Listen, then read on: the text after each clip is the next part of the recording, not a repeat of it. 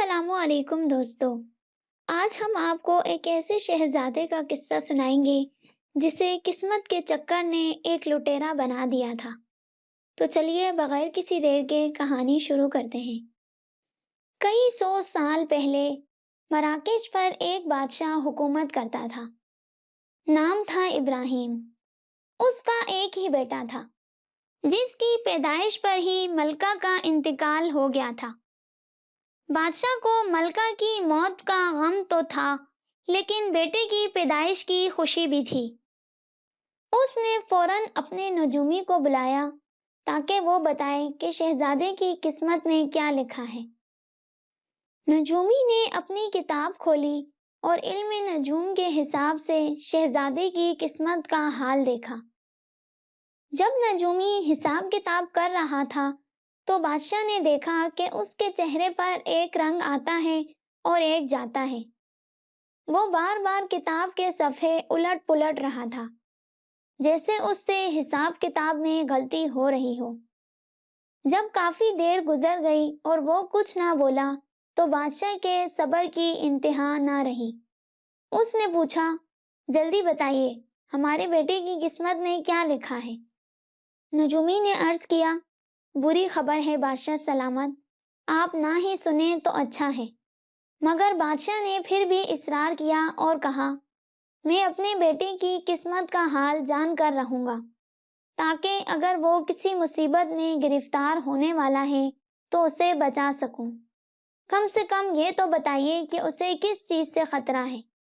بادشاہ کی بات سن کر نجومی نے کہا، بادشاہ سلامت، اگر آپ جاننا ہی چاہتے ہیں تو سنیے۔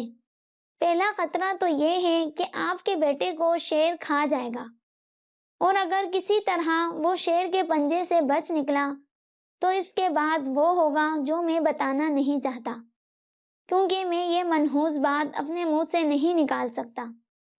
نجومی کی بات سن کر بادشاہ سخت لہجے میں بولا، شیر کے کھا جانے سے زیادہ منحوس بات کیا ہو سکتی ہے؟ بہرحال آپ بتائیں تو صحیح کہ کیا بات ہے۔ بادشاہ کے پوچھنے پر بھی نجومی خاموش رہا، کیونکہ وہ بتاتے ہوئے ڈر رہا تھا۔ نجومی کے نہ بتانے پر بادشاہ نے پہلے تو اسے ڈرایا دھمکایا، پھر اس کی منتیں کی، جس کا نجومی پر بڑی مشکل سے تھوڑا سا اثر ہوا، اور وہ کچھ دیر بعد گلا صاف کرتے ہوئے بولا، بادشاہ سلامت، مجھے آپ کو بتاتے ہوئے ڈر لگ رہا ہے۔ ڈر کس بات کا؟ بادشاہ نے پوچھا۔ تو نجومی بولا، عالی جاں، اگر میں نے وہ سب کچھ بتا دیا جو ستارے کہتے ہیں تو مجھے ڈر ہے کہ کہیں آپ میری جان نہ لے لیں۔ نجومی کی بات سن کر بادشاہ نے کہا، نہیں، ہرگز نہیں، میں قسم کھا کر کہتا ہوں کہ تم جو بھی کہو گے صبر سے سنوں گا، تمہارا بال بھی بیکار نہ ہونے دوں گا۔ بادشاہ کی بات سن کر نجومی نے اطمینان کا سانس لیا اور بولا، بہت اچھا حضور، میں آپ کو سب کچھ سچ سچ بتاتا ہوں۔ ستارے کہہ رہے ہیں کہ اگر شہزادہ شیر کا نوالا بننے سے بچ گیا تو وہ آپ کو جان سے مار ڈالے گا۔ نجومی کی بات سن کر بادشاہ نے چپ سادھ لی۔ کچھ دیر تک تو نجومی کو ایسے دیکھتا رہا جیسے اسے کچھ سنائی ہی نہ دیا ہو۔ پھر دونوں ہاتھ آسمان کی طرف اٹھا کر دعا مانگی۔ دعا مانگنے کے بعد نجومی سے بولا، جو کچھ بھی ہو، میں اپنی اور اپنے بیٹے کی جان بچانے کی پوری کوشش کروں گا۔ لیکن اے نجومی، ستارے غلط بھی تو کہہ سکتے ہیں۔ بادشاہ کی بات سن کر نجومی نے کہا، ہاں، ستارے غلط بھی کہہ سکتے ہیں۔ نجومی نے بادشاہ کو خوش کرنے کے لیے کہہ دیا، ورنہ اسے یقین تھا کہ ستارے غلط نہیں کہہ سکتے۔ بادشاہ ابراہیم نے اسی وقت اپنی بدنصیبی کے ساتھ لڑنے کا فیصلہ کر لیا۔ اس نے محل سے کئی میل دور پہاڑ کی چوٹی پر ایک الگ تھلگ جگہ تلاش کی، جہاں انسان اور حیوان کسی کا گزر نہ تھا۔ پھر اس جگہ اس نے زمین کے اندر ایک تہہ خانہ بنوایا جس میں اس کا بیٹا رہ سکے۔ اس تہہ خانے کا ایک ہی دروازہ تھا۔ اس دروازے کو درختوں اور جھاڑیوں سے اچھی طرح ڈھانپ دیا گیا تھا۔ جب تہ خانہ مکمل ہو گیا تو معصوم شہزادے کو اس میں اتار دیا گیا۔ اس وقت شہزادے کی عمر 1.5 سال تھی۔ اس کی آیا اس کے ساتھ تھی۔ دونوں اس تہ خانے میں رہنے لگے۔ دن، مہینے اور سال گزر گئے۔ بادشاہ مہینے میں ایک بار اپنے درباریوں کے ہمراہ اس تہ خانے پر آتا۔ دروازے سے نیچے کمرے میں سیڑھی لگا دی جاتی تھی۔ شہزادہ اور اس کی آیا دونوں اس سیڑھی کے ذریعے باہر آتے۔ بادشاہ بیٹے کو گود میں لے کر پیار کرتا اور دیر تک اس کے ساتھ کھیلتا رہتا۔ پھر ٹھنڈی آہ بھر کر آیا کو حکم دیتا کہ وہ بچے کو لے کر واپس نیچے چلی جائے۔ اس کے بعد وہ گھوڑے پر سوار ہوتا اور غمزدہ دل کے ساتھ محل میں واپس آ جاتا۔ یہی معمول چلتا رہا اور بادشاہ کا بیٹا 7 برس کا ہو گیا کہ ایک روز اتفاق سے شکاریوں کی ایک ٹولی ایک شیر کے پیچھے ادھر آ نکلی۔ وہ لوگ شیر کو گھیرنا چاہتے تھے اور شیر کہیں چھپ جانا چاہتا تھا۔ وہ دوڑتا ہوا اس جگہ پہنچا جہاں تہ خانہ بنا ہوا تھا۔ جو ہی شیر کا بھاری جسم غار کے دہانے پر اگی ہوئی گھاس اور جھاڑیوں پر پڑا، وہ تہ خانے کے اندر جا گرا۔ شیر جھلایا ہوا تھا اور اسے بھوک بھی لگی تھی۔ جب اس کی نظر شہزادے پر پڑی تو اس نے اس پر حملہ کر دیا۔ شہزادہ بے ہوش ہو کر گر پڑا۔ اس کا کندھا زخمی ہو گیا تھا۔ آیا اس کو بچانے کے لیے آئی تو بھپرے ہوئے شیر نے اس کی تکا بوٹی کر دی۔ شہزادہ تہ خانے کے فرش پر بے ہوش پڑا تھا۔ اس عرصے میں شکاری شیر کو تلاش کرتے ہوئے تہ خانے کے پاس آ پہنچے۔ یہاں آ کر انہیں پتہ چلا کہ شیر کے دھاڑنے کی آواز زمین کے اندر سے آ رہی ہے۔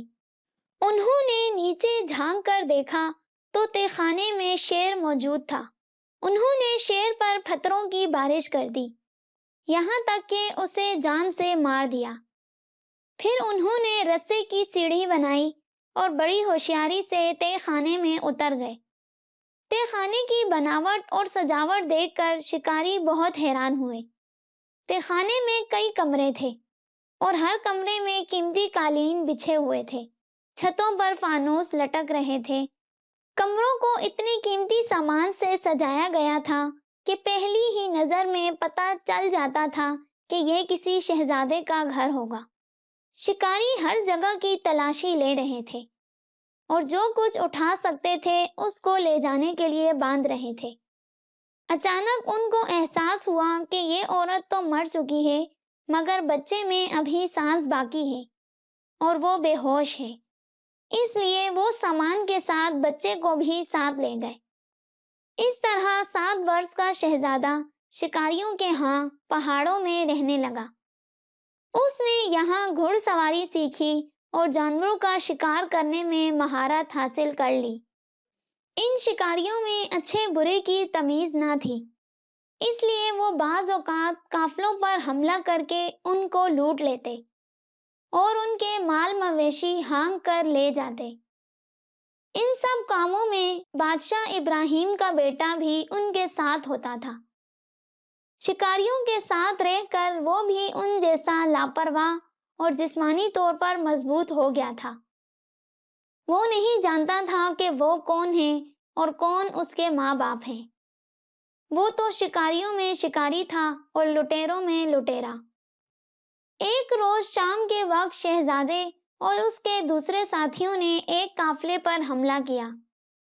اس وقت شہزادے کی عمر 21 برس ہو چکی تھی۔ اتفاق سے یہ قافلہ بھی ہتھیاروں سے خوب لیس تھا۔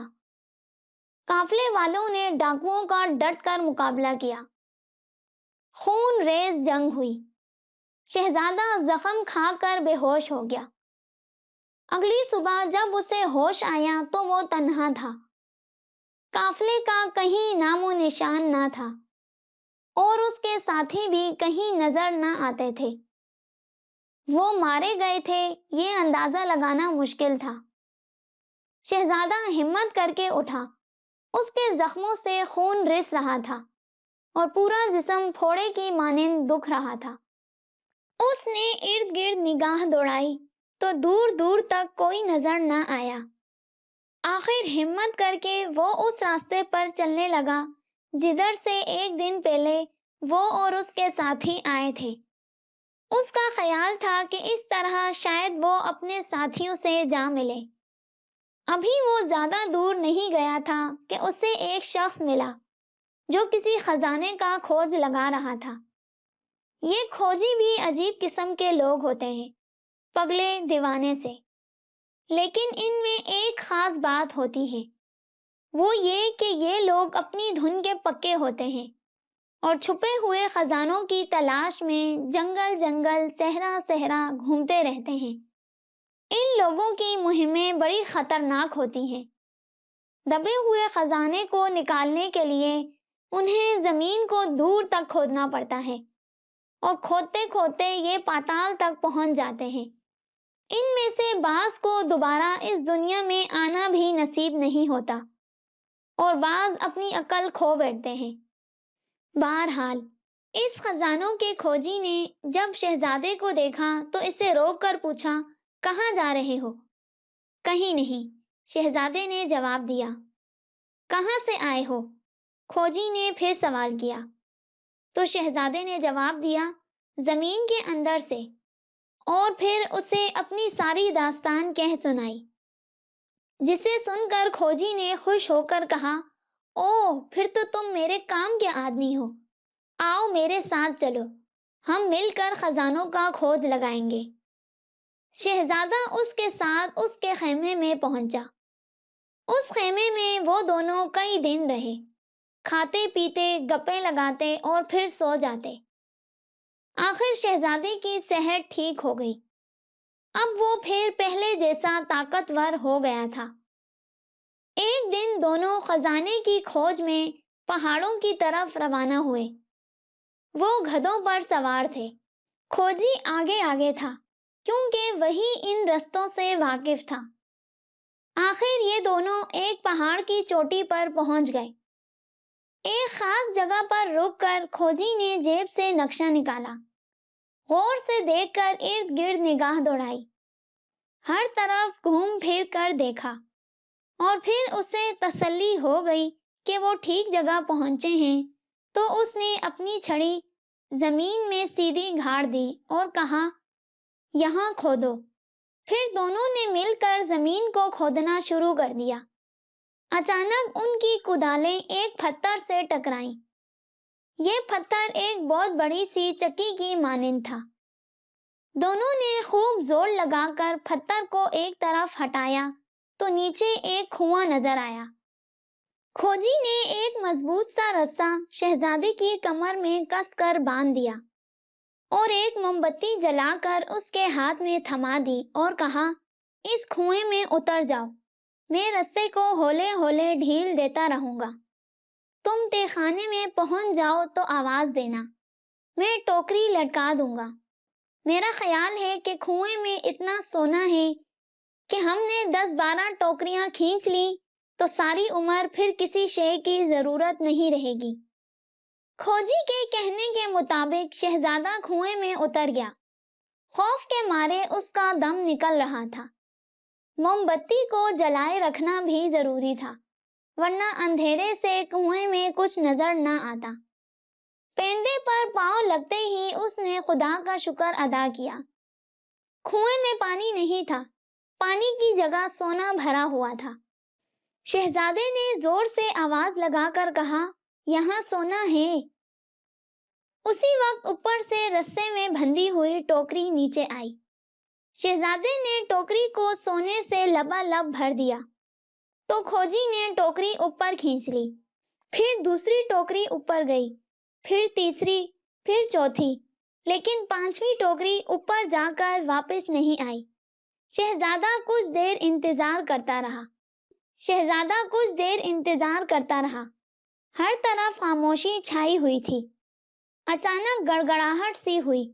اب شہزادہ مکمل اندھیرے میں تھا کیونکہ کنویں کا منہ بند کر دیا گیا تھا اور اس کی موم بتی بھی بجھ چکی تھی۔ اصل میں کھوجی کی نیت خراب ہو گئی تھی۔ وہ نہیں چاہتا تھا کہ شہزادہ اس کے ساتھ دولت میں حصے دار بنے۔ جو ہی سونا اس کے ہاتھ لگا، اس نے اسے گدھے پر لادا، کنویں پر واپس پتھر رکھا اور خوشی خوشی اپنے گھر کی راہ لی۔ کھوجی کے دھوکہ دینے پر پہلے تو شہزادے کو بے حد دکھ ہوا، مگر پھر اس نے یہ کہہ کر دل کو تسلی دے دی کہ موت اور زندگی خدا کے ہاتھ میں ہے۔ اگر اللہ کو میری زندگی منظور ہے تو وہ مجھے یہاں سے نکالنے کا کوئی نہ کوئی راستہ نکال ہی دے گا۔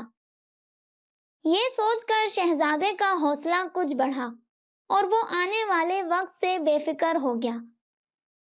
اندھیرے میں آنکھیں پھاڑ پھاڑ کر دیکھتے ہوئے اچانک اس کی نظر ادھر پڑی جدھر اس کے خیال میں کعبہ تھا۔ پھر شہزادے نے کعبے کی طرف منہ کر کے ظہر کی نماز ادا کی۔ وہ سجدے میں گرا ہوا دعا کر رہا تھا کہ اسے پانی گرنے کی مدھم سی آواز سنائی دی۔ ایسا معلوم ہوتا تھا جیسے کہیں دور جھرنا گر رہا ہو۔ وہ ٹٹولتا ٹٹولتا اسی سمت چل دیا۔ کنویں میں ایک جانب چٹانوں کے درمیان سے راستہ باہر کو جاتا تھا، مگر یہ راستہ اتنا تنگ تھا کہ آدمی رینگ کر ہی گزر سکتا تھا۔ وہ جوں جوں آگے بڑھا، پانی گرنے کی آواز زیادہ صاف سنائی دینے لگی۔ آخر وہ اس جگہ پر پہنچ گیا جہاں سے چشمہ پھوٹتا تھا۔ یہاں سخت سردی تھی، ایسا لگتا تھا کہ ساری سردی یہیں سے نکل کر پہاڑوں پر پھیلتی ہے۔ یہاں سے باہر نکلنے کا یہ اتنا خطرناک راستہ دیکھ کر شہزادے نے اپنے آپ کو سمجھایا کہ ٹھیک ہے، اگر اللہ کی یہی مرضی ہے تو بسم اللہ، میں اسی راستے پر چلوں گا۔ زندگی اور موت تو ویسے بھی اللہ کے ہاتھ میں ہے۔ یہ کہہ کر وہ بے جھجک پانی میں کود گیا۔ پانی کی تیز لہریں اسے کہیں سے کہیں لے گئیں۔ اندھیری اور لمبی سرنگوں میں سے ہوتا ہوا وہ ایک ایسے سفر پر جا رہا تھا جس کے متعلق اسے کچھ معلوم نہ تھا۔ پھر اسے اپنے سامنے روشنی نظر آئی اور یوں لگا کہ وہ اب چٹانوں سے نکل کر ایک خوبصورت ہری بھری وادی میں بہہ رہا ہے۔ اس وادی میں پہنچ کر شہزادے پر دھوپ کی گرم کرنیں پڑیں تو اسے کچھ ہوش آیا۔ ہمت کر کے وہ دریا کے کنارے کی طرف تیرنے لگا، پھر پتھروں کا سہارا لے کر دریا سے باہر آ گیا۔ کافی دیر تک کنارے پر لیٹا دھوپ تاپتا رہا۔ سورج کی گرمی سے اس کے جسم میں طاقت آ گئی تھی اور کپڑے بھی سوکھ گئے تھے۔ اب بھوک نے اسے ستایا تو وہ آہستہ آہستہ دریا کے بہاؤ کے ساتھ چلنے لگا۔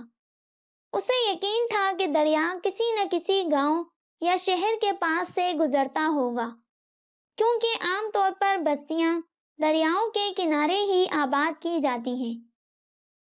اسے زیادہ چلنا نہیں پڑا۔ تھوڑے فاصلے پر اسے چند خیمے نظر آئے۔ خیمے میں رہنے والے لوگ شہزادے کو کچھ عجیب سے لگے۔ وہ شہزادے کو دیکھ کر بالکل خوش نہ ہوئے، لیکن جب شہزادے نے انہیں یہ بتایا کہ وہ کس طرح موت کے منہ سے بچ کر آیا ہے اور دنیا میں اس کا کوئی نہیں، تو ان کو اس پر رحم آ گیا۔ انہوں نے اسے کھانے پینے کو دیا اور اپنے پاس رہنے کی اجازت بھی دے دی۔ جوں جوں وقت گزرتا گیا وہ لوگ شہزادے کے دوست بنتے گئے۔ بہت دنوں بعد شہزادے کو پتہ چلا کہ ان لوگوں نے شروع میں اسے کیوں ناپسند کیا تھا۔ دراصل یہ لوگ قذاق تھے، یعنی کہ ڈاکو تھے، اور قافلوں کو لوٹ کر اپنا اور اپنے بیوی بچوں کا پیٹ پالتے تھے۔ وہ شہر سے باہر گھات لگائے بیٹھے رہتے۔ جو ہی کوئی قافلہ شہر میں داخل ہوتا یا باہر نکلتا اسے لوٹ لیتے۔ جس شہر میں وہ ابھی موجود تھے، یہ شہر ابراہیم بادشاہ کی سلطنت ہی میں تھا۔ شہزادے کو ان قذاقوں کی زندگی بے حد پسند آ گئی۔ وہ جلد ہی ان میں گھل مل گیا اور خود کو یہ کہہ کر تسلی دے دی کہ میری قسمت میں یہی لکھا تھا کہ میں ان کے ساتھ رہوں۔ اس طرح کئی مہینے گزر گئے۔ پھر اس شہر کے لوگوں نے بادشاہ سے درخواست کی کہ ہمیں قزاقوں کی لوٹ کھسوٹ سے بچایا جائے۔ لٹیروں کے ہاتھوں ان کی جان ہر وقت خطرے میں ہے۔ شاید ہی کوئی قافلہ ہوگا جو بغیر لٹے پٹے شہر میں داخل ہوا ہو۔ سوداگروں نے کاروبار کرنا ہی چھوڑ دیا ہے۔ بازار خالی پڑے ہیں۔ کھانے کی چیزوں کی قیمتیں بڑھ گئی ہیں اور غریبوں کی حالت بہت خراب ہے۔ بادشاہ ابراہیم کو جب یہ خبر ملی تو اس نے ڈاکوؤں سے نمٹنے کا فیصلہ کیا اور ایک فوجی دستہ لے کر اپنے شہر سے روانہ ہو گیا۔ تقریباً 20 میل کا سفر طے کرنے کے بعد فوج ڈاکوؤں کے سر پر جا پہنچی اور اس نے ان پر اچانک حملہ کر دیا۔ دونوں طرف کے آدمی بہادری سے لڑے، لیکن ڈاکو چونکہ تعداد میں کم تھے اس لیے شاہی فوج کا پلہ بھاری رہا۔ شام ہونے تک ڈاکوؤں کے بہت سے ساتھی یا تو مارے گئے یا قیدی بنا لیے گئے۔ شہزادے کو اس جنگ میں بڑا لطف آ رہا تھا اور وہ بڑی بے جگری سے لڑ رہا تھا۔ جب اس نے دیکھا کہ اس کے ساتھی کٹ کٹ کر گر رہے ہیں تو وہ چند ساتھیوں کو لے کر پیچھے ہٹ گیا اور شاہی فوج پر تیر برسانے لگا۔ اس کا ایک تیر سیدھا بادشاہ کے سینے میں جا لگا۔ شاہی فوج جیت چکی تھی، اس لیے بادشاہ نے زخم کی پرواہ نہ کی اور شہر واپس آ گیا۔ وہ بڑی مشکل سے گھوڑے سے اترا۔ ڈاکٹروں کو بلایا گیا، مگر سینے کا زخم اتنا گہرا تھا کہ بادشاہ کی زندگی کی کوئی امید نہ رہی۔ اسی حالت میں کئی دن گزر گئے۔ آخر کار ڈاکٹروں نے بتایا کہ بادشاہ کا آخری وقت آ گیا ہے، وہ اسے نہیں بچا سکتے۔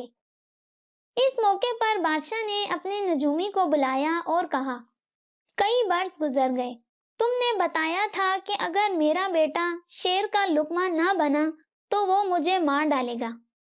بادشاہ کی بات سن کر نجومی نے جواب دیا، جی ہاں عالی جاں، میں نے یہی کہا تھا۔ اب بادشاہ بولا، اور تم کو یہ بھی یاد ہوگا کہ جب ہم نے اس تہہ خانے کی تلاشی لی تھی جس میں شہزادے کو رکھا گیا تھا تو وہاں آیا اور شیر کی لاشوں کے سوا کچھ نہ ملا تھا۔ جی مجھے یاد ہے، نجومی نے سوچتے ہوئے جواب دیا۔ بادشاہ نے کہا، تو پھر اے نجومی، میرے بیٹے کو کسی معجزے نے شیر کے پنجے سے بچا لیا تھا تو یہ نوجوان وہی ہونا چاہیے، کیونکہ میری موت تو اسی کے ہاتھوں لکھی ہے، مگر میں اس وقت ایک ڈاکو کے تیر سے مر رہا ہوں۔ کیا یہ ممکن ہے؟ بادشاہ کی بات سن کر نجومی نے کہا، حضور، اگر آپ کا بیٹا زندہ ہے تو وہ ڈاکوؤں کے اسی گروہ میں شامل ہوگا۔ بادشاہ نے جب یہ سنا تو حکم دیا کہ قیدیوں کو اس کے سامنے لایا جائے۔ جب وہ آ گئے تو بادشاہ نے ان سے پوچھا، تم میں سے کس کے تیر سے میں زخمی ہوا ہوں؟ ایک ڈاکو آگے بڑھا اور ایک نوجوان کی طرف اشارہ کرتے ہوئے بولا، اے بادشاہ، آپ اس نوجوان کے تیر سے زخمی ہوئے ہیں۔ یہ نوجوان چند مہینے پہلے ہی ہمارے گروہ میں شامل ہوا تھا۔ ہم میں سے کوئی بھی اس کے بارے میں نہیں جانتا کہ یہ کون ہے اور کہاں سے آیا ہے۔ ڈاکو کی بات سن کر بادشاہ نے اس نوجوان سے پوچھا، تمہارا نام کیا ہے اور تم کہاں کے رہنے والے ہو؟ تو وہ بولا، مجھے ابن ابراہیم یعنی ابراہیم کا بیٹا کہتے ہیں، یہی میرا نام ہے، اس کے سوا میں اور کچھ نہیں جانتا۔ مجھے نہیں معلوم میرا باپ کون تھا، بس اتنا یاد ہے کہ جب میں بچہ تھا تو ایک تہہ خانے میں رہتا تھا، میری ساتھ میری آیا تھی، وہ مجھے ابن ابراہیم کہہ کر بلاتی تھی۔ پھر ایک دن وہاں ایک شیر آیا اور اس نے ہم دونوں پر حملہ کر دیا، میری آیا مر گئی اور میں زخمی ہو گیا۔ پھر شہزادے نے بادشاہ کو بتایا کہ کس طرح شکاریوں نے اس کی پرورش کی، وہ زخمی ہوا تو کس طرح خزانوں کے کھوجی نے اس کی دیکھ بھال کی، اسے کنویں میں اتارا اور پھر سارا سونا لے کر رفو چکر ہو گیا۔ اس کے بعد کنویں میں کس طرح اسے چشمے کا پتہ چلا اور وہ کنویں سے نکلنے میں کامیاب ہو گیا، اور پھر وہ قزاقوں کے گروہ میں شامل ہو کر قافلوں کو لوٹنے لگا۔ ساری کہانی سنا کر شہزادے نے بادشاہ سے درخواست کی، بادشاہ سلامت، میرے ساتھیوں کو آزاد کر دیجیے۔ آپ میرے تیر سے زخمی ہوئے ہیں، ان کا کوئی قصور نہیں۔ شہزادے سے ساری تفصیل جان لینے کے بعد بادشاہ نے کہا، یہی میرا بیٹا ہے، اور پھر باقی قیدیوں کے بارے میں حکم دیا کہ اگر یہ قسم کھائیں کہ آئندہ لوٹ مار نہیں کریں گے تو انہیں آزاد کر دیا جائے۔ اس کے بعد بادشاہ نے اپنے وزیروں کو بلایا اور کہا، اللہ جو قسمت میں لکھ دیتا ہے وہ پورا ہو کر رہتا ہے، اس لیے میری اتنی کوشش کرنے کے باوجود بھی میری بیٹی کی قسمت میں جو لکھا تھا وہ ہو کر رہا۔ بہرحال اب میرے تخت و تاج کا مالک میرا بیٹا ہے۔ یہ کہہ کر اس نے پاس کھڑے حیران و پریشان شہزادے کو گلے لگایا اور اپنا تاج اتار کر اس کے سر پر رکھ دیا، پھر ایسے لیٹ گیا جیسے بہت تھک گیا ہو۔ اس کے چہرے پر اپنے بیٹے کے مل جانے پر عجیب پرمسرت مسکراہٹ تھی۔ اس سے پہلے کہ شہزادہ باپ سے کچھ کہتا، بادشاہ ہمیشہ کی نیند سو گیا۔ دوستو، آپ کو یہ دلچسپ کہانی کیسی لگی؟ کامنٹ سیکشن میں ضرور بتائیے گا۔ ملتے ہیں نیکسٹ ویڈیو میں، تب تک کے لیے اللہ حافظ۔